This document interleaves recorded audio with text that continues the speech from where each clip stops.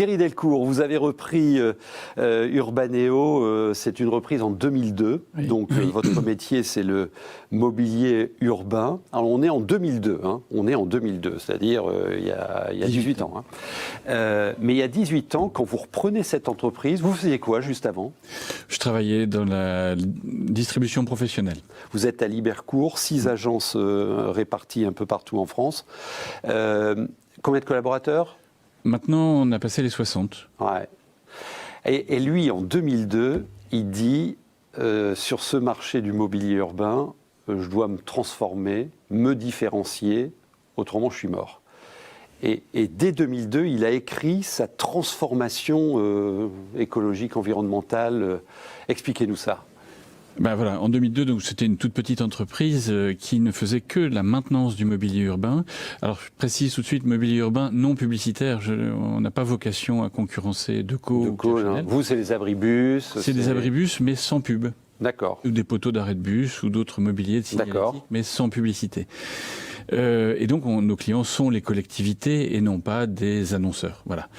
Donc, on travaille pour les collectivités et justement, comment exister face à des très gros mondiaux et autrement que par justement la maintenance. Donc, on s'occupait de gérer la fin de vie des mobiliers urbains, ce qui générait beaucoup de déchets et malheureusement peu de réemploi. Et donc très vite, en fait, on s'est lancé dans l'éco-conception de mobilier urbain. L'éco-conception. L'éco-conception. Donc ça a été votre modèle. C'est ce que vous avez transformé. La réponse à comment moi je peux agir dans mon modèle, enfin par rapport à la taille de mon entreprise aussi, comment moi je peux agir pour avoir un impact environnemental plus faible. D'accord. Et donc on s'est lancé dans l'éco-conception. Là on voit en illustration d'ailleurs, c'est la pose d'abris qui sont entièrement éco-conçus. Donc ça c'était le premier modèle. Sauf que ça suffit pas. Ça suffisait pas parce que faisant que du marché public, très vite en fait on se retrouve confronté à cette logique dans les marchés publics où le moins 10 ans. Geoffroy Roux de Bézieux nous l'a dit tout à l'heure. Hein, et là, il faut que ça bouge sur ce secteur. Alors. Et donc, le moins 10 ans par rapport au mieux 10 ans. Et en fait, l'étape suivante, puisqu'on plafonnait, on a eu une belle croissance grâce à ça, mais on commençait à plafonner. Et l'étape suivante a été de se lancer dans l'économie de la fonctionnalité et de la coopération pour changer complètement, cette fois-ci, le modèle économique de l'entreprise et ne plus vendre séparément dans les marchés publics des produits, donc des abris, des poteaux d'arrêt, et d'un autre côté des services, mais vendre un usage.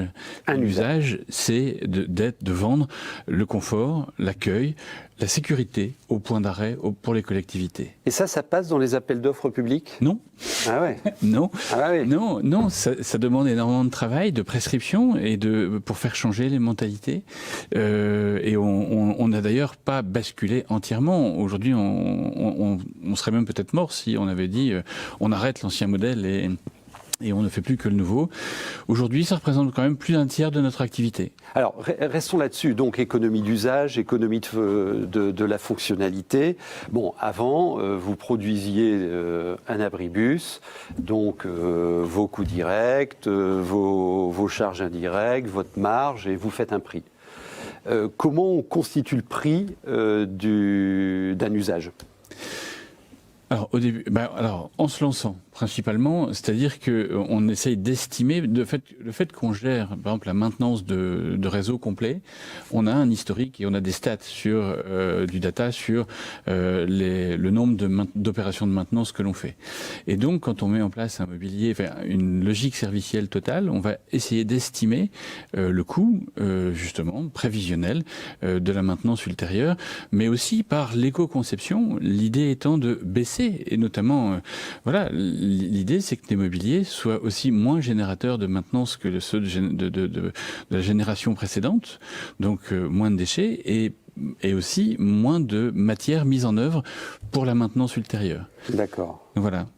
Alors, a priori, il y a un acheteur qui nous regarde parce qu'il dit « Nous avons des clauses environnementales dans les appels d'offres publics et ça sert à ça ». Mais est-ce que c'est suffisant? Alors, une clause environnementale, bien sûr, je vais pas. Et puis, oui, ça commence à apparaître. Quand on l'a fait nous au début, on me répondait même non, mais attendez, on peut pas mettre de clause environnementale, sinon vous vous rendez pas compte, vous êtes les seuls à répondre et on va se faire attaquer. Donc maintenant, elles y sont certes systématiquement, c'est évident. L'usage qui en est fait est très variable. Voilà, on va dire ça comme ça. C'est-à-dire qu'entre du greenwashing et ce qui est réellement fait, il y a parfois des écarts assez substantiels. Ceci dit, et là, l'éco-conception répond bien à cette demande-là. Les clauses environnementales, aujourd'hui, changer le modèle d'un appel d'offres à bon de commande pour justement passer à une logique de partenariat, c'est beaucoup plus complexe. Et c'est beaucoup moins évident, puisque, notamment au niveau des marchés publics, ça reste très compliqué. Avec cette stratégie de transformation, vous avez fait une croissance de plus 10 à plus 20 par an. Bon, cette année, c'est un peu plus chaud, je suppose. Alors, cette année, on n'arrivera pas, parce que poser des abribus en télétravail, c'est assez compliqué. Donc, cette année, on n'y arrivera pas. On est même en léger repli. Par contre, nous, on a cette chance inouïe, c'est que justement, en cette fin d'année, on prend les commandes de ce que les collectivités n'ont pas pu dépenser. D'accord. Et puis c'est le début des mandats, là. Ils y vont, là, en général. Alors, et du coup, en fait, ça nous laisse, en tout cas, augurer. Le modèle est parfaitement valide. D'accord. Et on rattrapera le retard pris cette année, oui. D'accord. Parlons de l'engagement personnel de l'entrepreneur. Parce que donc, vous êtes à la tête d'une boîte, 60 personnes, 6 agences, gros business. Comment vous animez, comment vous managez vos valeurs? Je crois que vous en avez. Oui. Auprès de vos collaborateurs, auprès de vos clients. Comment interviennent les convictions personnelles du dirigeant dans ces transformations?